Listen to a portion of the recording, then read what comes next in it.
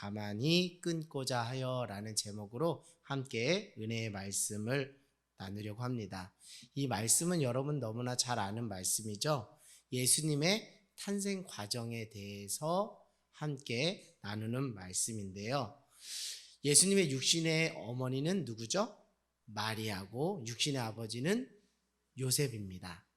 근데 여러분 다 아시다시피 예수님은 남녀와의 관계를 통해서 태어난 것이 아니라 성령으로 잉태되었다라고 이야기하고 있어요. 우리 18절 보니까 예수 그리스도의 나심은 이러하니라. 그의 어머니 마리아가 요셉과 무엇한 상태라고요? 약혼하고 뭐하진 않았다고요? 동거하진 않았다고요. 동거하지 전에 무엇으로 잉태되었다고요? 성령으로 잉태된 것이 나타나니. 여러분, 성령으로 잉태되었다는 말은 정말 대단한 그 의미를 가지고 있습니다. 여러분, 인간이 그 에덴 동산에서 무슨 사건으로? 선악과 사건으로 무엇이 찾아오게 되었죠? 죄가 찾아와서 이것을 원죄 사건이라고 합니다. 그러나 이 죄는 아담과 하와의 때에서 끊어지는 것이 아니라 자꾸 후손들에게 어떻게 된다 그러죠? 유전돼요. 그래서 죄의 싹은 결국 무엇으로? 사망으로 놓이게 된 것이죠. 결국 무엇입니까? 이렇게 사망으로 놓인 인류의 그 운명에 대해서 하나님께서 매우 안타깝게 여기시면서 누구를 보내주신 거예요? 독생자 예수 그리스도를 보내주셔서 십자가에 무엇으로요? 대속 제물로 하나님께서 인류의 구원을 위해서 죄의 문제를 해결하기 위해서 그렇게 하신 것이죠. 그런데 여러분, 우리가 한번 논리적으로 따져보면 예수님께서 성령으로 잉태되었다. 더 구체적으로 말씀드리면 남자와 여자의 성적인 관계를 통해서 정자와 난자의 수정을 통해서 임신한 것이 아니라 성령으로 잉태되었다는 것은 정말 대단한 의미가 있다고 말씀드렸는데요. 그것은 다른 것이 아니라 인간은 태어날 때부터 무엇이라고 그랬죠? 죄인이라. 왜요? 아담과 하와의 그 원죄의 영향력을 유전받기 때문에 죄인인 것입니다. 결국 죄인과 죄인이 결혼해서 그 자녀를 출산하면 또 그 자녀도 무엇이라고요? 죄인이라는 것이죠. 그런데 하나님께서 예수님을 십자가에 대속의 제물로 우리를 위해서 보내주셨는데 대속의 조건이 있다면 그것은 무엇이죠? 죄 있는 자가 죄 있는 자의 그 죄를 해결할 수 있을까요? 해결할 수 없어요. 왜요? 자기 죄도 해결할 수 없는 인간이 어떻게 다른 사람의 죄를 해결할 수 있을까요? 그것은 해결할 수 없어요. 그래서 하나님께서 성령으로 잉태되게 하셔서 무엇의 영향을 받지 않게 한 거예요? 원죄로 인한, 유전으로 인한 그 죄의 영향력을 받지 않게 한 거예요. 결국 예수님은 인간의 몸을 입고 이 땅에 오셨지만 우리가 똑같은 고통과 감정을 느끼지만 본질적으로 차이가 있는 것은 무엇이죠? 무엇이 없으세요? 죄가 없으신 거예요. 왜요? 남녀와의 관계를 통해서 태어난 것이 아니라 하나님께서 친히 성령으로 잉태하였기 때문에 죄가 없으세요. 참 인간이시지만 죄가 없으셔요. 그래서 죄 없으신 예수님께서 인류를 무엇할? 대속할 조건이 충족되게 된 것이에요. 그래서 오늘 여러분, 예수님께서 성령으로 잉태되었다는 것은 우리를 위해서 하나님께서 예수님을 무엇으로 삼으셨다는 거예요? 대속 제물로 삼으셨다라는 그 의미를 함께 가지고 있습니다. 근데 여러분, 우리는 이 성경을 읽으면서 이 의미들과 맥락과 행간을 다 이해하고 있지만 당시 당사자인 요셉은 어떨까요? 정말 황당하기 그지없을 거예요. 약혼은 하였지만 함께 잠자리를 갖지 않았는데 그 약혼녀가 무엇을 한 거예요? 임신을 한 거예요. 그러니까 이 요셉의 입장에서는 정말 당황스럽기 그지 없습니다. 그러나 19절에 보니까 남편 요셉은 어떤 사람이라고요? 의로운 사람이라. 그를 드러내지 아니하고 어떻게 했다고요? 가만히 끊고자 하여. 그가 이 문제에 대해서 보인 반응은 다른 것이 아니에요. 그를 드러내지 않고 가만히 끊고자 하여.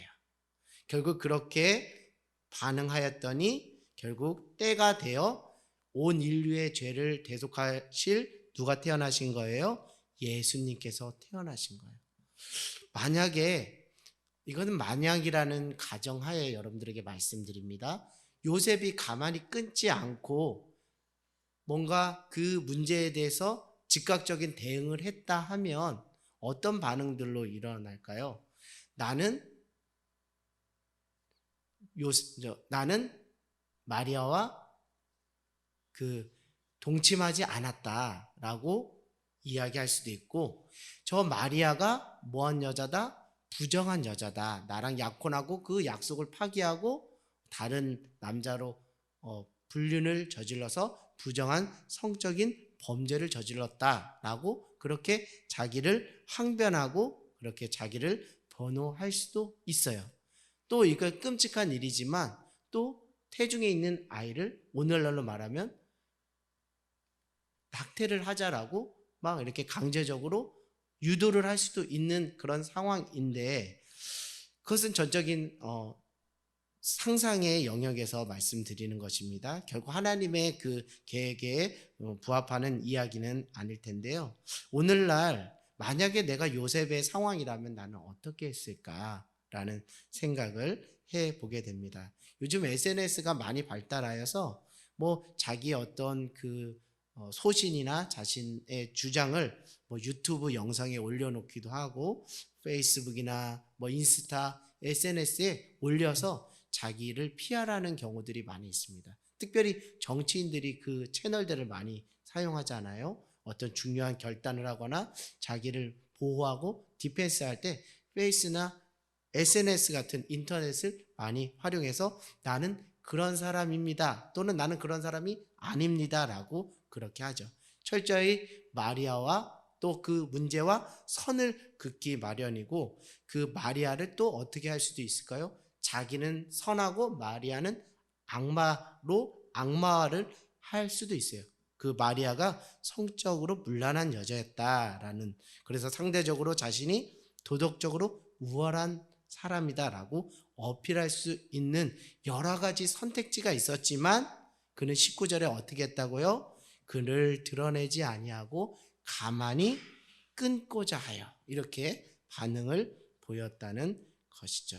사랑하는 여러분, 우리가 문제를 만나면 그 문제를 어떻게 하려는 욕구가 당연히 있을까요? 해결하고자 하는 욕구가 있어요.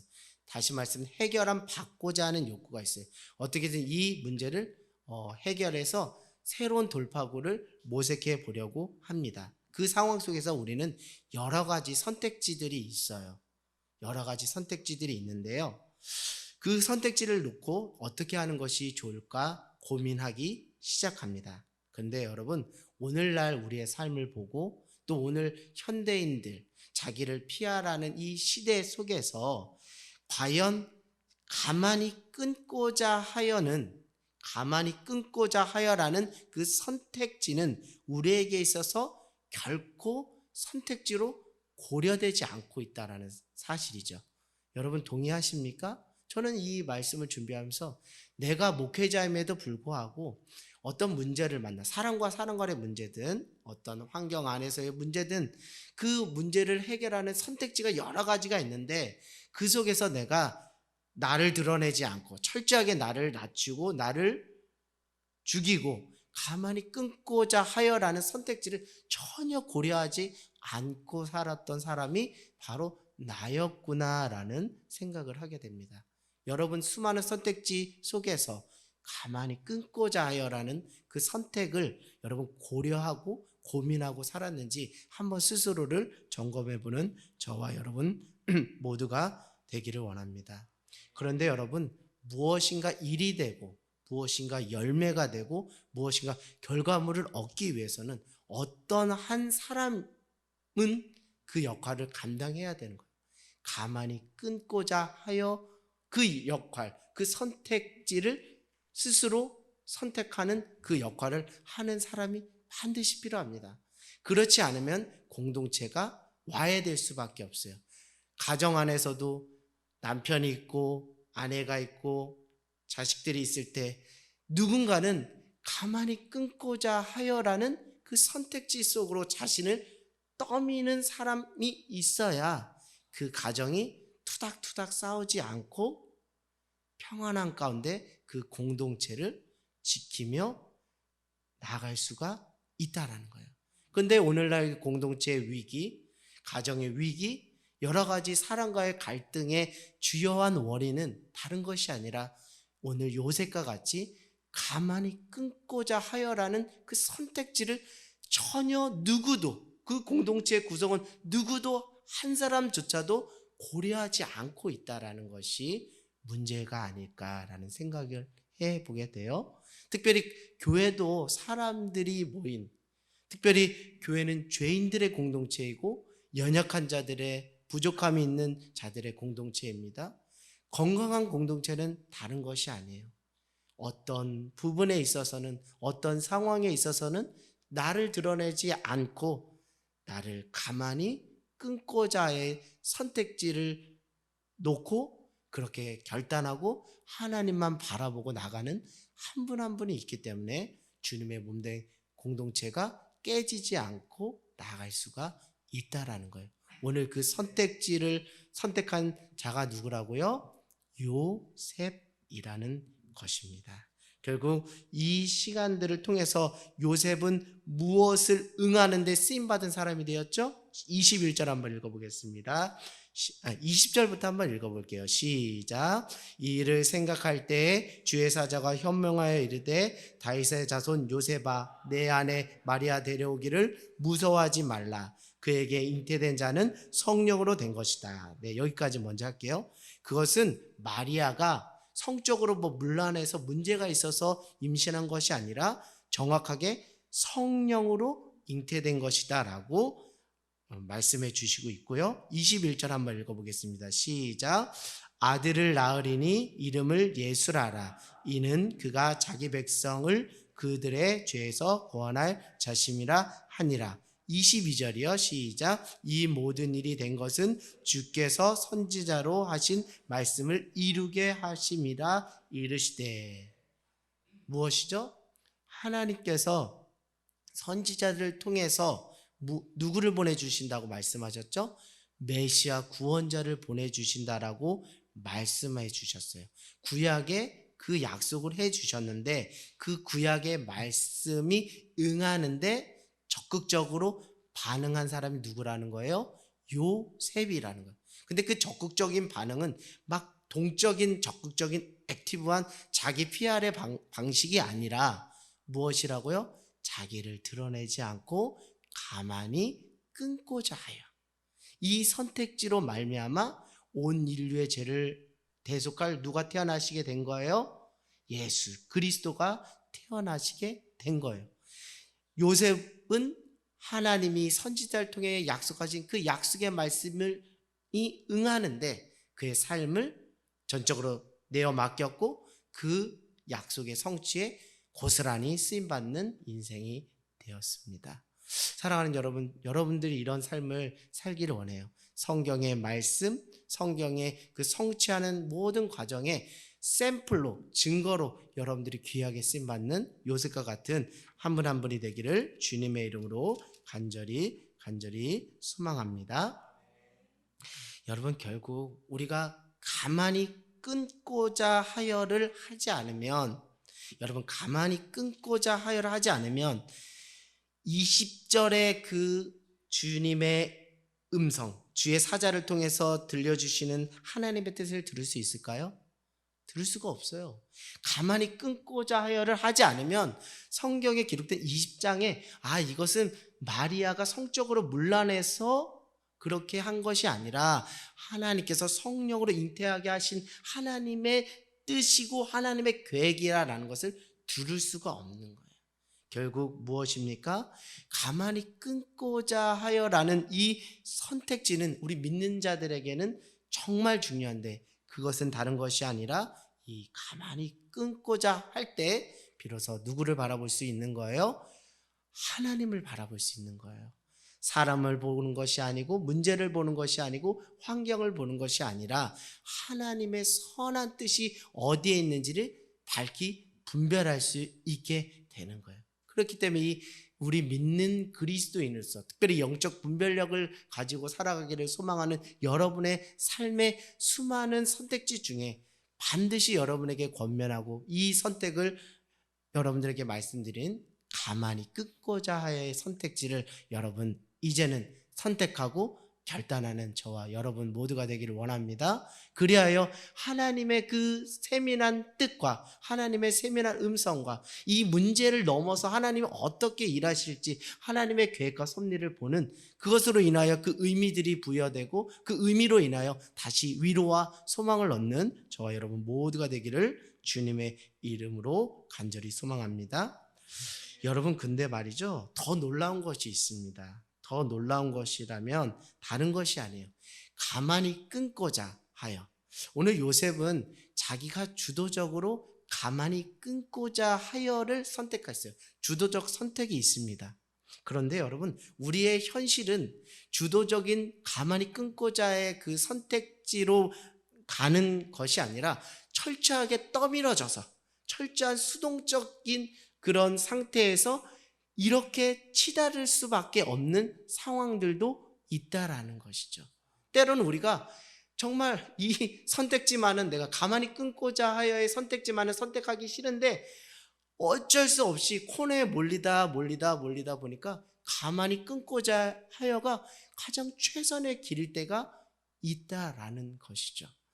인생을 살아보고 또 가정을 꾸려보고 직장 생활을 해보고 그 밖에서 그 험난한 그 세상 가운데 풍파 속에 살아본 여러분이라면 이 의미가 어떤 의미인지 알 수 있을 것이에요. 그것밖에 선택할 수 없는 코너로 몰리는 그 시간들 속에서 우리가 그 상황 속에서 때로는 좌절하고 때로는 불만하고 왜 주님 저를 이렇게 무력하게 무능한 사람으로 이렇게 만드십니까? 왜 저를 이렇게 비참한 사람으로 만드십니까? 라고 때로는 우리가 불평하고 불만하고 좌절 가운데 있을 수 있어요.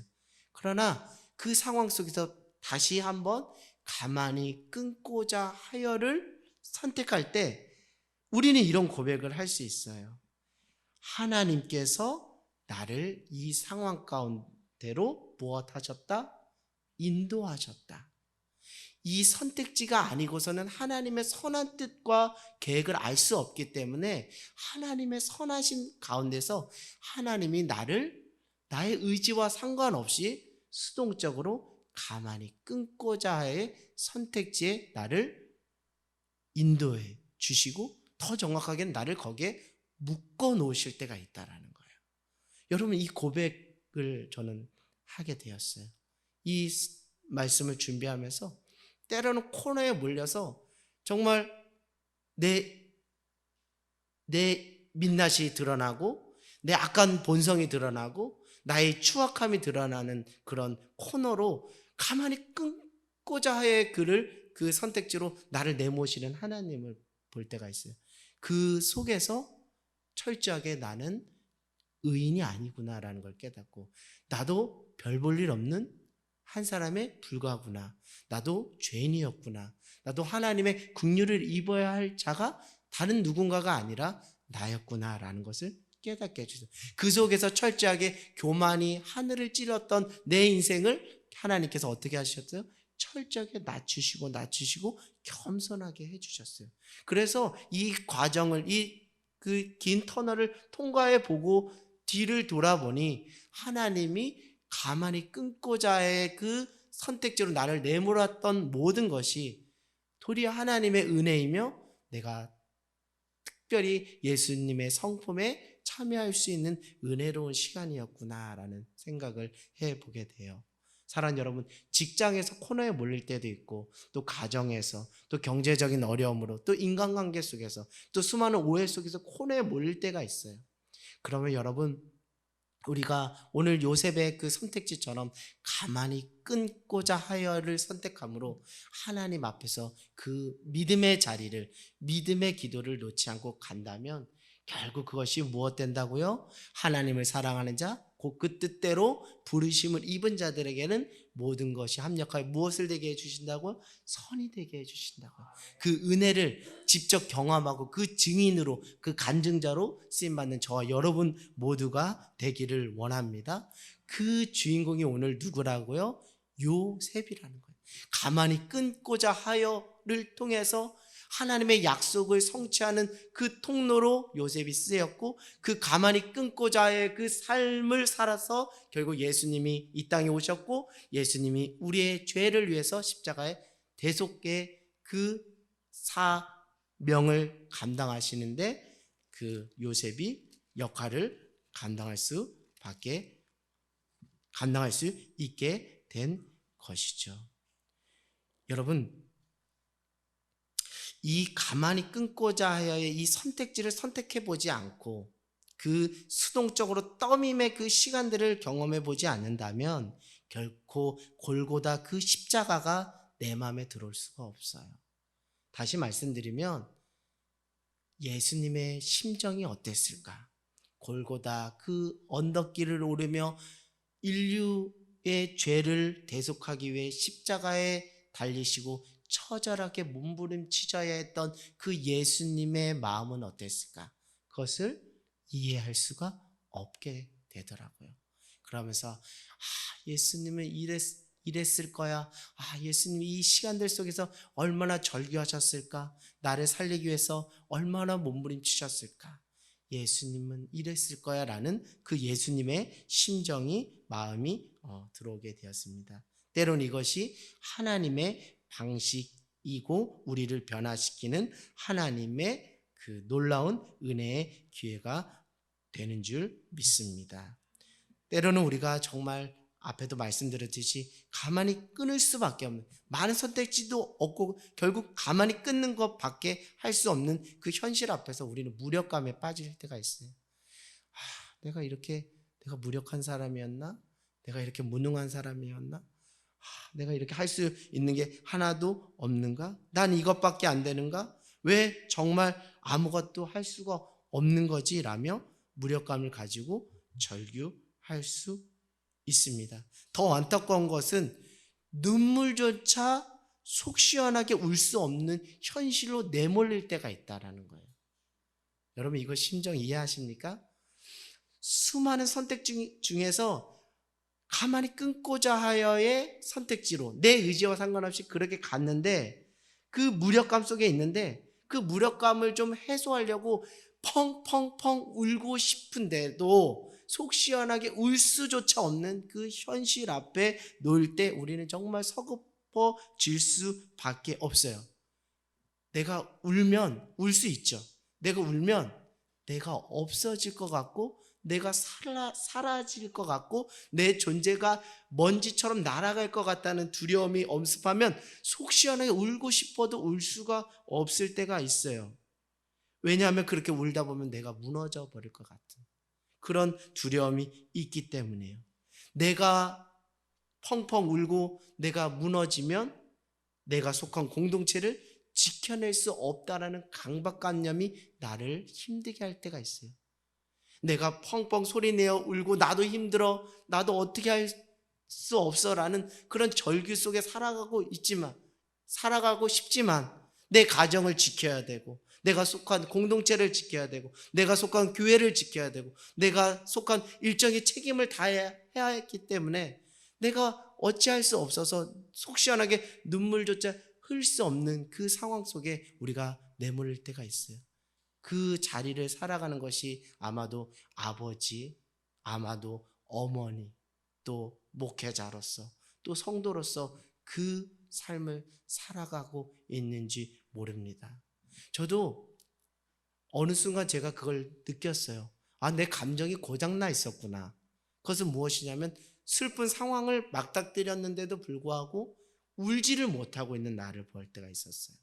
그 과정 형편과 살아가는 그 삶이라는 것이 늘 긴장의 연속 속에서 살아가고 있기 때문에 외다리를 걷고 있기 때문에 내가 여기서 정신 바짝 차리지 않으면 순간 내가 넘어지고 내가 무너지고 내가 속한 공동체가 와야 될 거라는 그 긴장감 속에서 울지 못하고 그 감정조차 고장나 있는 그런 상황 가운데 살았던 저 자신을 발견하면서 야, 정말 인생이라는 것이 이렇게 비참하고 이렇게 무력할 수 있을까라는 생각을 해보게 되었어요.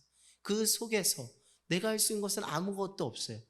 오직 기도와 간구를 통하여 하나님의 긍휼을 구할 수밖에 없어요. 철저한 광야 속에서 하나님이 주시는 만나밖에 구할 것이 없어요. 오늘의 일용한 양식과 일용한 은혜를 구할 수밖에 없는 거예요. 거기서 진한 하나님의 사랑을 경험할 수 있게 된 거예요. 나는 나 자신을 포기했고 나의 인생을 내던지고 싶었지만 누구의 손이, 하나님의 강하신 손이 여전히 나의 인생을 강하게 붙들고 계신다는 것을 깨닫게 되었습니다. 사랑하는 여러분, 이 상황 가운데 놓인 우리의 인생을 누가 바라보고 계신다고요? 하나님께서 바라보시고 슬퍼 함께 울고 함께 애통하신다는 거예요. 그래서 그 자리 가운데 살아가는 여러분에게 위로와 여러분의 소망이 있기를 원합니다. 그 자리 결코 여러분 혼자 괴로워하고 아파하는 자리가 아니라 하나님이 임마누엘 하셔서 여러분과 함께 하신다는 거예요. 여러분, 임마누엘의 신앙이라는 건 정말 대단한 거예요. 기쁠 때만 하나님이 나의 하나님이 아니라는 거예요. 슬플 때도, 내가 고난과 핍박과 박해 속에 있을 때도 하나님은 뭐 하신다는 거, 나와 임마누엘에서 나와 그 고통을 같이 감당하고 계시다는 거예요. 그게 얼마나 위로와 소망이 되겠습니까? 사랑하는 여러분, 가만히 끊고자의 그 인생을 사는 우리의 인생을 하나님께서 선으로 최후 승리로 바꾸시려고 우리의 인생을 지금도 여전히 포기하지 않고 강하게 붙잡고 계시는 줄 믿습니다. 그런 붙드신 가운데서 여러분이 이 예배의 자리, 이 기도의 자리, 이 말씀의 자리로 나온 줄 믿습니다. 그리고 우리가 결코 가만히 끊고자의 그 선택지를 선택했을 때 세상 사람들은 조롱합니다. 아이고, 저기 어리석어도 저렇게 어리석을 수 있는, 빨리 자기를 피하라고 자기 변호와 자기 방어를 써야 되는데도 바쁜데 너는 왜 가만히 끊고자 하여를 하냐고 사람들이 손가락질 할 수 있어요. 그러나 여러분, 그조차도 하나님께서는 선으로 최후 승리로 바꾸셔서 그 믿음의 선택지를 선택한 우리를 무엇하지 않게 하신다고요? 결코 부끄럽지 않도록, 여러분의 그 믿음의 선택이 결코 부끄럽지 않도록 해 주신다는 거예요. 그 믿음의 확신을 가지고 살아가면 그 자리가 하나님과 동행하는 주의 자리인 줄 믿습니다. 그것이 주님과 동행하는 천국의 자리가 될 줄 믿습니다. 가만히 끊고자의 삶을 살았던 요셉이 있었기 때문에 예수님의 탄생도 가능했습니다. 결국 그 선택으로 말미암아 하나님의 계획과 주권 아래서 예수님이 이 땅에 우리의 죄를 위해서 대속 제물로 내어 줄 수 있는 것이죠. 그런데 더 놀라운 것은 무엇이냐면 그 육신의 아버지 요셉이 무엇을 하셨죠? 가만히 끊고자 하여의 선택지를 선택했는데 그 육신의 아버지 요셉의 그 이어서 누가? 예수 그리스도께서 어디에서 그 선택지를 결정하셨죠? 어디서요? 겟세마네 동산에서. 어떻게 기도했어요? 아버지여, 나의 뜻대로 하지 마시고 아버지의 뜻대로 되기를 원합니다. 나의 원대로 하기고 싶지만 나의 원대로 마시고 아버지의 원대로 되기를 원하나이다. 그러니까 요셉의 가만히 끊고자 하여가 또 예수님이 겟세마네 동산에서 가만히 끊고자 하여로 결국 십자가에서 대속을, 그 인류 구원을 무엇하신 거예요? 완성하신 거예요. 여러분, 결국 가만히 끊고자 하여의 선택지는 결코 실패의 자리가 아니라는 것을 말씀드립니다. 세상 사람들은 그것을 어리석다 하지만 결국 그 자리가 하나님이 함께 하시기 때문에 선으로, 승리로, 그리고 열매로, 그리고 또 여러분 한 분 한 분을 증인으로 귀하게 세상 가운데 우뚝 높여 주실 줄 믿습니다.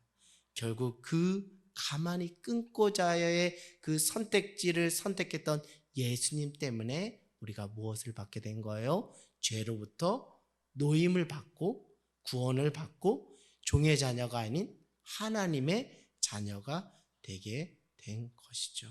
우리는 오늘도 수많은 선택을 하며 삶을 살아갑니다. 가만히 끊고자 하여는 결코 성공할 수 없는 길이라고 우리는 여기면서 그 선택을 애써 외면하고 살았는지 모릅니다. 가만히 끊고자 의 상황에 놓이면 철저하게 분노하고 도저히 참을 수 없는 억울함과 그 괴로움 속에서 밤을 지새웠을 수도 있습니다. 그런 우리를 바라보면서 하나님은 말씀하세요. 힘들지? 외롭지? 억울하지? 괴롭지? 근데 그것이 너를 위한 나의 최선의 길일 수 있다는 생각을 해보지 않겠니?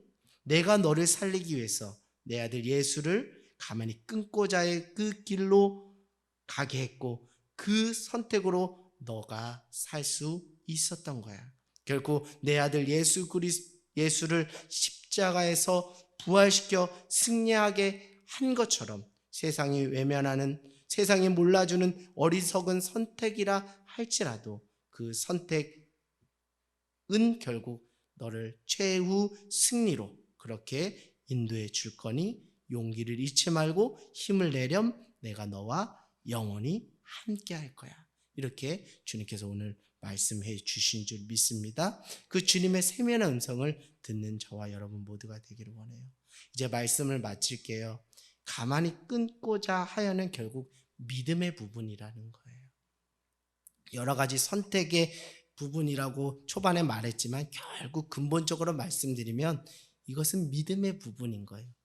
내가 믿음을 가지고 이것을 선택할 것인가 말 것인가의 문제라는 것이죠. 결국 어떤 상황과 문제를 볼 때 사람을 볼 것인가 하나님을 바라볼 것인가, 사람의 평가에 민감할 것인가 하나님의 평가에 민감할 것인가, 사람을 의지할 것인가 하나님을 신뢰할 것인가, 나의 때를 살 것인가 하나님의 때를 살 것인가, 선으로 바꾸시고 질서를 잡아주시고 그 모든 것을 역전시켜 주시는 하나님을 신뢰하는 것, 그 믿음을 세우는 시간이 바로 어떤 시간이라고요? 가만히 끊고자의 시간인 줄 믿습니다.